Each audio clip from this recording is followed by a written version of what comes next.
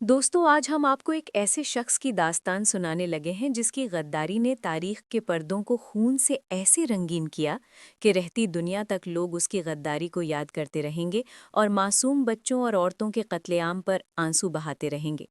یہ کہنے کو تو مسلمان تھا اور مسلک کے لحاظ سے شیعہ تھا، لیکن اس کی غداری اور بے وفائی نے لاکھوں بے گناہوں کو قتل کروایا اور بے گناہ لوگوں کے خون سے دریائے دجلہ بھی سرخ ہو گیا۔ اس میں عورتیں اور بچے بھی شامل تھے۔ جی ہاں، اس کا نام ابن القمی تھا۔ اس سے پہلے کہ ہم ابن القمی کے غداری کو ایکسپلین کریں، اگر آپ نے ابھی تک ہمارے چینل کو سبسکرائب نہیں کیا تو فوراً سبسکرائب کریں۔ تو آئیے شروع کرتے ہیں۔ بغداد، دجلہ کے کنارے بسا وہ شہر جسے صدیوں تک دنیا علم، تہذیب اور اقتدار کا مرکز سمجھتی رہی۔ 13ویں صدی کے وسط تک بظاہر تو زندہ تھا، مگر اس کی روح کمزور ہو چکی تھی۔ محلوں کی دیواریں اب بھی کھڑی تھیں، بازاروں میں چہل پہل تھی، مدرسوں میں درس دیا جاتا تھا، مگر اقتدار کی بنیادیں کھوکھلی ہو چکی تھیں۔ عباسی خلافت جو کبھی نصف دنیا پر حکومت کرتی تھی، اب صرف ایک علامت بن چکی تھی۔ ایسے ہی ایک زوال پذیر مگر عظمت کے خمار میں مبتلا ماحول میں ایک شخص ابھرا جس کا نام بعد میں تاریخ کے سب سے بڑے الزامات اور تنازعات سے جڑ گیا۔ یہی شخص تھا مید الدین محمد بن احمد بن علی المعروف ابن القمی۔ ابن القمی کی پیدائش بغداد کے علمی حلقوں سے جڑی ایک فضا میں ہوئی۔ اس کا خاندان متوسط طبقے سے تعلق رکھتا تھا، مگر علم اور قلم سے گہرا رشتہ رکھتا تھا۔ بغداد اس وقت بھی کتب خانوں، مدارس اور علمی مجالس کا شہر تھا۔ ابن القمی نے کم عمری ہی میں عربی ادب، تاریخ، فقہ، حساب اور انتظامی علوم میں مہارت حاصل کر لی۔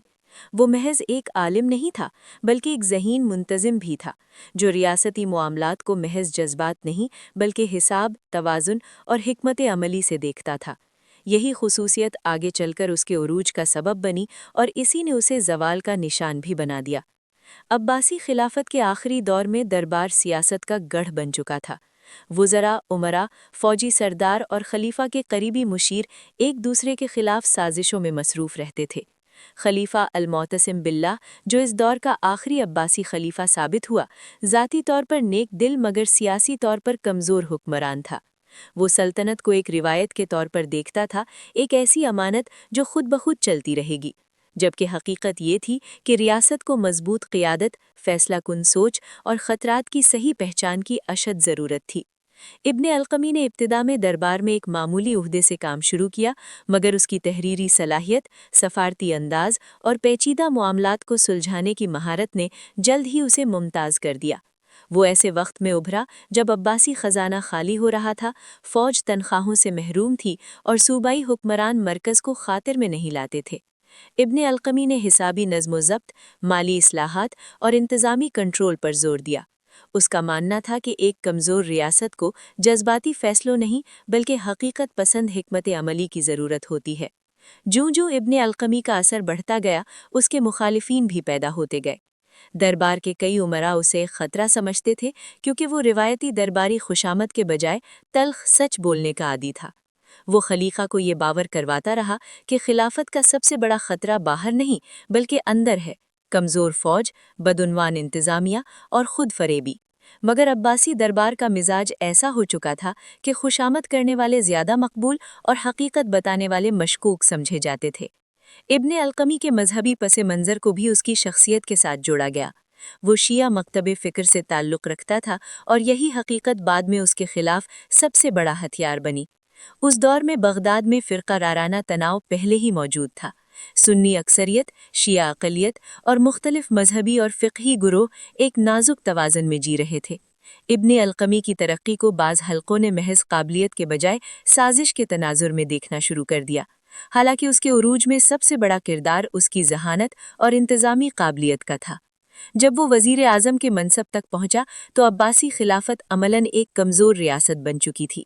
منگول سلطنت مشرق میں آندھی کی طرح پھیل رہی تھی، خوارزم شاہی سلطنت مٹ چکی تھی، ایران تباہ ہو چکا تھا، وسطی ایشیا منگول تلوار کے نیچے آ چکا تھا، مگر بغداد کے دربار میں اب بھی یہ یقین پایا جاتا تھا کہ خلافت عباسیہ کو کوئی غیر مسلم طاقت فتح کرنے کی جرت نہیں کر سکتی۔ یہی وہ مقام تھا جہاں ابن القمی کی شخصیت تاریخ کے دھندلکوں میں داخل ہونے لگی۔ ایک طرف وہ خود کو ریاست کا وفادار منتظم سمجھتا تھا جو ایک ناکام نظام کو بچانے کی آخری کوشش کر رہا تھا، دوسری طرف دربار کے کئی افراد اسے مشکوک نگاہ سے دیکھنے لگے۔ اس پر الزام لگایا جانے لگا کہ وہ فوج کمزور کر رہا ہے، اخراجات گھٹا رہا ہے اور خلیفہ کو غلط معلومات دے رہا ہے۔ حقیقت یہ تھی کہ عباسی خزانہ پہلے ہی خالی ہو چکا تھا اور فوج کی تعداد کاغذوں میں زیادہ، میدان میں کم تھی۔ ابن القمی کے کردار کو سمجھنے کے لیے اس دور کے بغداد کو سمجھنا ضروری ہے۔ یہ ایک ایسا شہر تھا جو ماضی کی عظمت پر زندہ تھا، حال کی کمزوری کو تسلیم کرنے سے انکار کرتا تھا اور مستقبل کے خطرے کو نظر انداز کر رہا تھا۔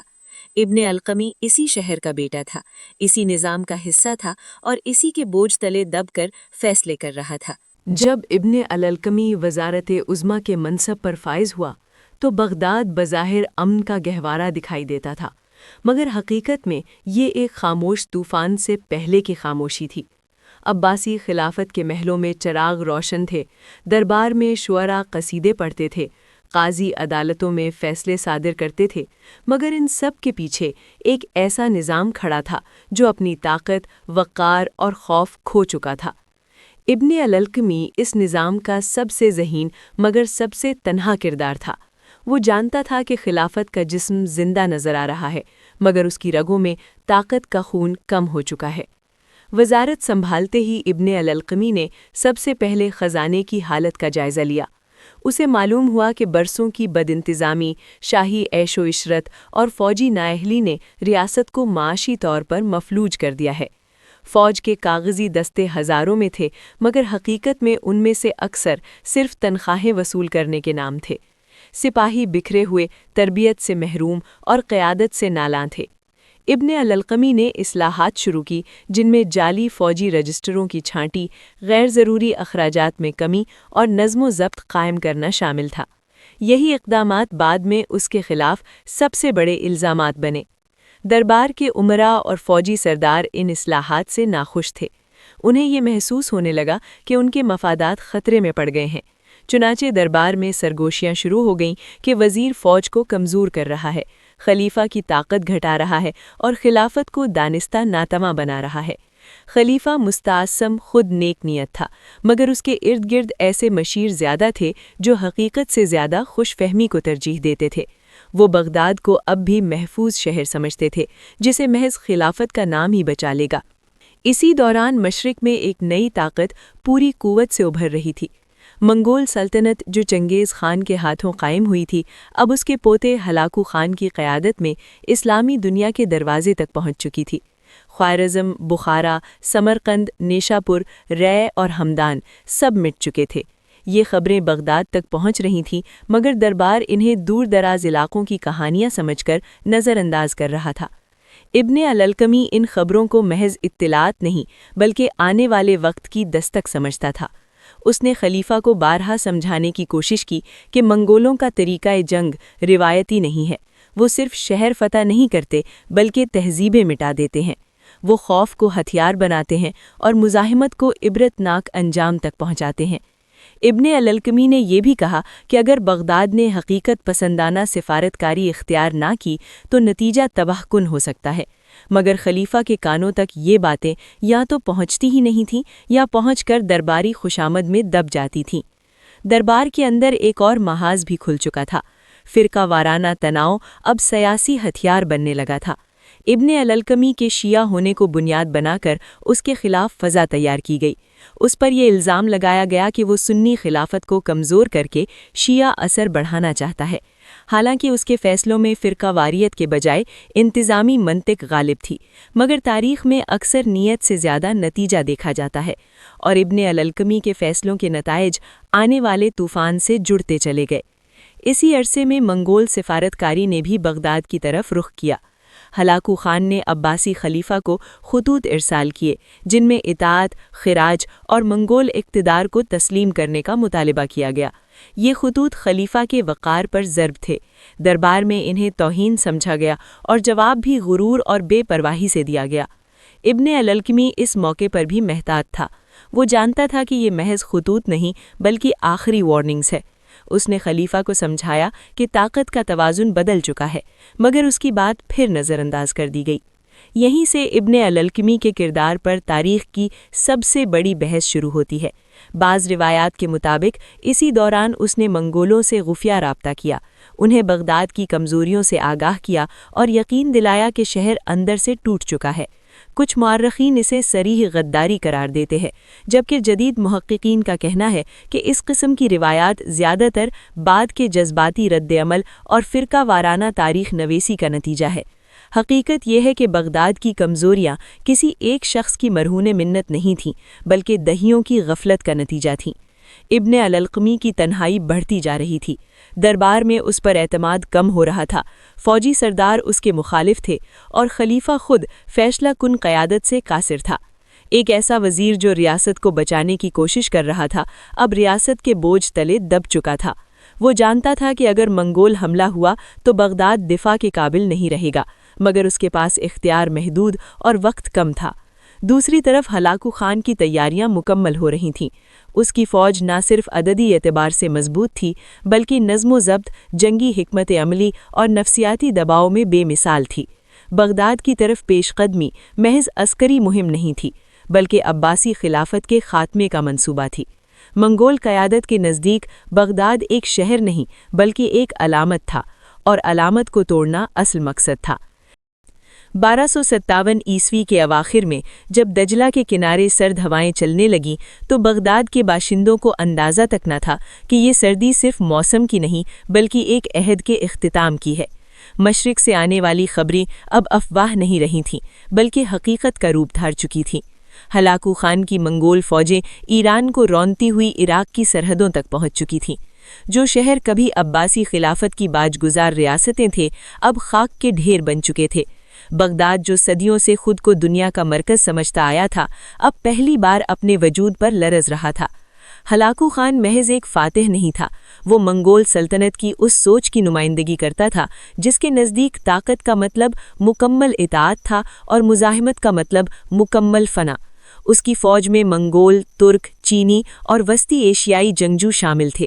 انجینئر، منجنیق ساز، محاصرہ جنگ کے ماہر اور نفسیاتی دہشت پھیلانے والے سب اس لشکر کا حصہ تھے۔ یہ فوج صرف لڑنے نہیں آئی تھی، یہ تاریخ کا دھارا موڑنے آئی تھی۔ دوسری طرف بغداد کی حالت ناگفتہ بے تھی۔ عباسی فوج تعداد میں کم، تربیت میں ناقص اور قیادت میں منقسم تھی۔ شہر کی فصیلیں پرانی تھیں، ہتھیار ناکافی تھے اور سب سے بڑھ کر قیادت فیصلہ کن نہیں تھی۔ خلیفہ مستعصم اب بھی اس خوش فہمی میں مبتلا تھا کہ شاید معاملہ مذاکرات سے حل ہو جائے گا یا منگول بغداد کے تقدس کو دیکھ کر پیچھے ہٹ جائیں گے۔ ابن الالکمی ان دنوں خاموش ہو چکا تھا۔ اس کی تنبیہات، اس کے مشورے، اس کی فکری چیخیں سب اب وقت کی دھور میں دب چکی تھیں۔ 1258 عیسوی کے آغاز میں ہلاکو خان نے بغداد کا مکمل محاصرہ کر لیا۔ شہر کے گرد منگول خیمے پھیل گئے، منجنیق نصب ہو گئیں اور دجلہ کے کنارے جنگی تیاریاں شروع ہو گئیں۔ بغداد کے باسیوں نے پہلی بار اپنی آنکھوں سے وہ منظر دیکھا جسے وہ ہمیشہ دوسروں کی کہانی سمجھتے آئے تھے۔ آسمان میں آگ کے گولے اڑتے، زمین لرزتی اور فصیلیں ٹوٹتی محسوس ہونے لگیں۔ خلیفہ نے عجلت میں سفارتی وفود بھیجے، ان وفود میں ابن الالقمی بھی شامل تھا۔ یہی وہ لمحہ ہے جس پر تاریخ سب سے زیادہ سوال اٹھاتی ہے۔ کیا ابن الالقمی نے اس وقت منگولوں کے ساتھ بغداد کے خلاف کردار ادا کیا، یا وہ ایک شکست خوردہ ریاست کا نمائندہ تھا جو اب صرف جان بچانے کی کوشش کر رہا تھا؟ منگول مورخین اور بعض مسلم روایات میں کہا جاتا ہے کہ ہلاکو خان پہلے ہی بغداد کی کمزوریوں سے واقف تھا۔ شہر کی فوج، سیاست اور داخلی اختلافات کوئی راز نہ تھے۔ محاصرہ تیز ہوتا گیا، منگول منجنیقوں سے شہر پر پتھر اور آتش غیر مواد برسانے لگے۔ بغداد کی فصیلیں جو کبھی ناقابل تسخیر سمجھی جاتی تھیں، اب ایک ایک کر کے ٹوٹنے لگیں۔ شہر کے اندر خوف پھیل چکا تھا، بازار بند ہو گئے، لوگ گھروں میں محصور ہو گئے اور مساجد میں دعاؤں کی صدائیں بلند ہونے لگیں۔ مگر دعا اس وقت قبول ہوتی ہے جب اس کے ساتھ تدبیر ہو، اور بغداد کے پاس اب تدبیر باقی نہ رہی تھی۔ آخرکار وہ دن آیا جب بغداد کے دروازے کھل گئے۔ خلیفہ المستعصم نے ہتھیار ڈالنے کا فیصلہ کیا۔ وہ اس یقین کے ساتھ ہلاکو خان کے پاس گیا کہ شاید خلافت کا تقدس، خاندان عباس کی عظمت اور اسلام کی علامتی حیثیت اسے بچا لے، مگر منگول سیاست میں علامت کی کوئی قیمت نہ تھی۔ خلیفہ کو گرفتار کر لیا گیا اور اس کے ساتھ ہی عباسی خلافت جو 500 سال سے زیادہ عرصے سے قائم تھی، عملاً ختم ہو گئی۔ اس کے بعد جو ہوا وہ تاریخ کے سیاہ ترین ابواب میں شمار ہوتا ہے۔ منگول افواج بغداد میں داخل ہوئیں اور قتل عام شروع ہو گیا۔ مرد، عورتیں، بچے، علماء، تاجر سب منگول تلوار کے نیچے آ گئے۔ کہا جاتا ہے کہ لاکھوں لوگ قتل ہوئے۔ دجلہ کا پانی خون سے سرخ ہو گیا اور کتاب خانوں کی سیاہی سے سیاہ۔ بیت الحکمہ، جو دنیا کا سب سے عظیم علمی مرکز تھا، تباہ کر دیا گیا۔ صدیوں کی علمی محنت، کتابیں، مخطوطات سب دجلہ میں پھینک دیے گئے۔ ابن الالقمی اس تباہی کے دوران کہاں تھا؟ یہ سوال بھی تاریخ کے دھندلکوں میں گم ہے۔ بعض روایات کے مطابق وہ شہر میں ہی موجود تھا اور اس تباہی کو بے بسی سے دیکھ رہا تھا۔ بعض کہتے ہیں کہ اسے منگولوں نے تحفظ دیا، مگر حقیقت یہ ہے کہ نہ اسے وہ عزت ملی جس کا وعدہ روایات میں کیا جاتا ہے، نہ وہ اختیار جو کسی فاتح کا خاص آدمی حاصل کرتا ہے۔ منگولوں کے نزدیک وہ صرف ایک استعمال شدہ مہرہ تھا۔ خلیفہ المستعصم کو بھی عبرتناک انجام تک پہنچایا گیا، اسے قتل کر دیا گیا اور اس کے ساتھ ہی عباسی خلافت کا چراغ بجھا دیا گیا۔ بغداد، جو کبھی دنیا کا دل تھا، اب ایک قبرستان بن چکا تھا۔ یہ محض ایک شہر کی تباہی نہیں تھی، بلکہ ایک تہذیب کا زوال تھا، ایک علمی عہد کا خاتمہ تھا، اور ایک ایسی خلافت کا انجام تھا جو اپنی کمزوریوں کو تسلیم کرنے سے انکار کرتی رہی۔ ابن الالقمی کا نام اب ہمیشہ کے لیے سقوط بغداد کے ساتھ جڑ چکا تھا۔ عوام کی نظر میں وہ غدار تھا، وہ شخص جس نے دشمن کو راستہ دکھایا۔ مگر تاریخ کا سوال یہ ہے کہ کیا بغداد واقعی کسی ایک شخص کے سبب گرا، یا یہ ایک ایسے نظام کا انجام تھا جو اندر سے مر چکا تھا؟ ابن الالقمی اس المیے کا کردار ضرور تھا، مگر شاید اس کا خالق نہیں۔ جب بغداد جل چکا، دجلہ خاموش ہو گیا اور عباسی خلافت کا چراغ بجھ گیا، تو تاریخ کے اس ملبے میں سب سے زیادہ جس نام کو تلاش کیا گیا وہ ابن الالقمی کا تھا۔ عوام کے لیے تباہی کا کوئی ایک چہرہ ہونا ضروری تھا، اور وہ چہرہ ایک وزیر کا بن گیا، ایک ایسا وزیر جو زندہ تھا، موجود تھا، اور جس کے فیصلے براہ راست خلافت کے آخری دنوں سے جڑے ہوئے تھے۔ سقوط بغداد کے بعد جو سوال سب سے زیادہ دہرایا گیا وہ یہ تھا کہ کیا ابن الالقمی واقعی غدار تھا، یا وہ محض ایک شکست خوردہ ریاست کا آخری منتخب تھا جسے تاریخ نے قربانی کا بکرا بنا دیا۔ منگول فتح کے فوراً بعد ابن الالقمی کی حیثیت نہ تو فاتح کی تھی اور نہ ہی مقتول کی۔ یہ بات خود ان الزامات کو کمزور کرتی ہے جو اسے منگولوں کا خاص آدمی ثابت کرنے کی کوشش کرتے ہیں۔ اگر واقعی وہ منگولوں کا قریبی اتحادی ہوتا تو اسے اعلیٰ منصب، اقتدار یا کم از کم تحفظ ضرور حاصل ہوتا، مگر ایسا کچھ نہیں ہوا۔ ہلاکو خان کے دربار میں ابن الالقمی ایک غیر اہم انتظامی شخصیت سے زیادہ کچھ نہ تھا۔ منگول حکمت عملی میں مقامی غدار مستقل دوست نہیں ہوتے، وہ صرف عارضی ذریعہ ہوتے ہیں، اور جب ذریعہ کام آ جائے تو اسے بھلا دیا جاتا ہے۔ ابن الالقمی چند ہی برسوں بعد خاموشی اور گمنامی میں وفات پا گیا۔ اس کی موت نہ کسی شان کے ساتھ ہوئی، نہ کسی جشن کے ساتھ، بلکہ ندامت، تنہائی اور بے نامی کے سائے میں ہوئی۔ بعض مورخین لکھتے ہیں کہ وہ اپنی زندگی کے آخری دنوں میں بغداد کی بربادی کو یاد کر کے روتا تھا۔ اگر یہ روایت درست ہے تو یہ ایک غدار کا نہیں بلکہ ایک شکست خوردہ انسان کا منظر ہے جو تاریخ کے بوجھ تلے دب کر ٹوٹ چکا ہو۔ اصل مسئلہ ابن الالقمی کی ذات سے زیادہ تاریخ نویسی کا ہے۔ سقوط بغداد کے فوراً بعد جو تاریخ لکھی گئی وہ شدید جذبات، صدمے اور فرقہ وارانہ کشمکش کے ماحول میں لکھی گئی۔ سنی مورخین کی اکثریت نے خلافت کے زوال کی ذمہ داری ایک شیعہ وزیر پر ڈال دی، کیونکہ یہ بیانہ نہ صرف آسان تھا بلکہ عوامی غصے کو ایک سمت بھی دیتا تھا۔ لیکن ایک بات ایسی ہے، اگر اس پر غور کیا جائے تو ایسا معلوم ہوتا ہے کہ ابن القمی واقعی غدار تھا۔ وہ یہ ہے کہ جب ہلاکو خان اور اس کے لشکر نے بغداد میں چھوٹے بچوں اور عورتوں تک کو قتل کر دیا تو ابن القمی میں ایسی کون سی خاص بات تھی جس کی وجہ سے اس کو چھوڑا گیا اور وہ اپنی طبعی موت مرا؟ اگر واقعی ابن القمی ہلاکو خان کے ساتھ نہ ملا ہوا ہوتا اور منگول فوج کے ساتھ اس کے تعلقات نہ ہوتے تو جس طرح خلیفہ معتصم باللہ کو شہید کیا گیا اس کو بھی قتل کر دیا جاتا، لیکن ابن القمی کو قتل نہیں کیا گیا بلکہ اس کو چھوڑ دیا گیا۔ تو اس سے یہ معلوم ہوتا ہے کہ منگول فوج کے ساتھ اس کے پہلے سے مراسم تھے اور اس نے اپنے تعلقات کی بیس پہ اپنی جان تو بچا لی، لیکن بغداد کو مشکل حالات میں مبتلا کر دیا، اور بغداد کے لوگوں کو اس نے منگول فوج کے حوالے کیا جنہوں نے بے گناہ لوگوں کا قتل عام کیا۔ یہ ایک ایسی بات ہے کہ جو اس کی غداری کا ثبوت دیتی ہے کہ وہ واقعی غدار تھا۔ اگر وہ غدار نہ ہوتا تو منگول فوج نے جس طرح باقی لوگوں کو قتل کیا، چھوٹے بچوں تک کو نہیں چھوڑا، عورتوں کو بھی نہیں چھوڑا، تو ابن القمی میں ایسی کون سی بات تھی جس کو انہوں نے چھوڑ دیا اور قتل نہیں کیا؟ تو یہ ایک ایسی بات ہے جس کی وجہ سے تاریخ دانوں نے ابن القمی کو غدار قرار دیا۔ یوں ابن الالقمی رفتہ رفتہ ایک تاریخی کردار سے ایک علامت بن گیا، غداری کی علامت۔ لیکن جب ہم جدید تاریخی تحقیق کی روشنی میں اس معاملے کو دیکھتے ہیں تو تصویر زیادہ پیچیدہ نظر آتی ہے۔ موضوع تاریخی جیسے برنارڈ لوئس، مارشل ہاڈسن اور دیگر غیر جانبدار محققین اس بات پر متفق نظر آتے ہیں کہ عباسی خلافت ابن الالقمی سے بہت پہلے مر چکی تھی، صرف اس کی تدفین باقی تھی۔ فوج کا زوال، صوبائی خود مختاری، معاشی تباہی، درباری سازشیں اور خلیفہ کی کمزور قیادت وہ عوامل تھے جنہوں نے بغداد کو منگولوں کے سامنے ننگا کر دیا تھا۔ یہ بھی ایک تاریخی حقیقت ہے کہ ہلاکو خان کو بغداد کی کمزوریوں کے بارے میں کسی ایک شخص سے معلومات لینے کی ضرورت نہیں تھی۔ منگول انٹیلیجنس نیٹ ورک اس وقت دنیا کا سب سے مضبوط نظام تھا۔ تاجروں، سفیروں، قیدیوں اور سابق حکمرانوں کے ذریعے انہیں اسلامی دنیا کی مکمل تصویر پہلے ہی حاصل تھی۔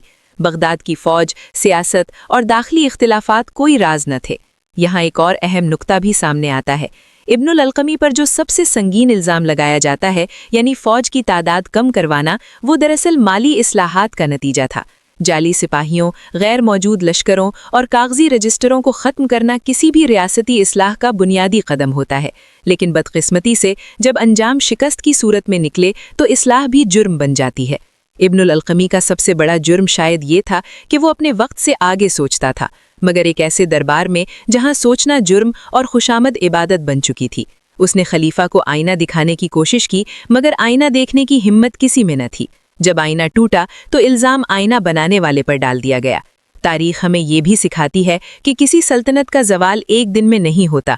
بغداد کا سقوط 1258 عیسوی میں ضرور ہوا، مگر اس کی بنیادیں صدیوں پہلے ہل چکی تھیں۔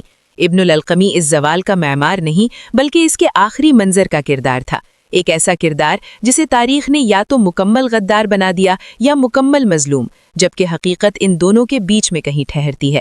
ابن الالقمی کی داستان دراصل ہمیں افراد کے بجائے نظاموں کو پرکھنے کا درس دیتی ہے۔ جب ادارے کمزور ہو جائیں، قیادت نااہل ہو اور ریاست حقیقت سے انکار کرنے لگے تو ایک ابن الالقمی پیدا ہوتا ہے، اور پھر تاریخ اسے اپنے گناہوں کا بوجھ اٹھانے پر مجبور کر دیتی ہے۔ اگر ابن الالقمی نہ ہوتا تو شاید کوئی اور نام ہوتا، مگر انجام وہی رہتا۔